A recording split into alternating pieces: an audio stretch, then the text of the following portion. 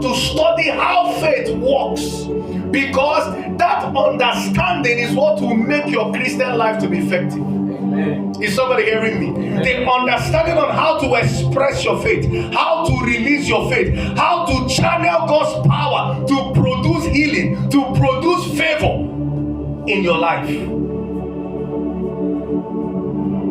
Now, when you look at Hebrews chapter 11, the Bible called Hebrew 11 the hallmark of faith.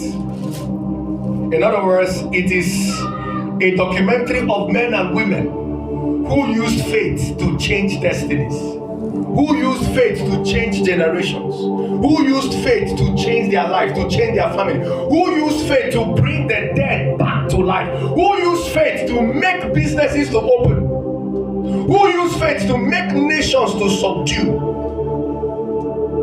One of the best things that God gave to Christians is their faith. Because what faith does is that it brings you into the same realm with God. Jesus put it this way. Jesus said, there are things that are impossible with men. But Jesus said, all things are possible with God. So we understand, according to Jesus' wisdom, there are things that men have limitations over. But there is nothing God have limitation about. But then Jesus said, but to them that believes, all things are possible. So a man or a woman of faith comes into the realm of the God class where there are no impossibilities. Faith brings you into a realm where there are no impossibilities.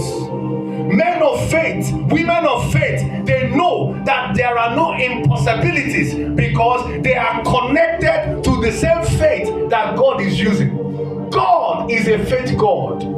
The same faith that He gave us is the same faith He works with. Amen. That's why the Bible says, He being God called those things which be not as though they were. He quickened the dead and He called things that be not as though. God is a faith God.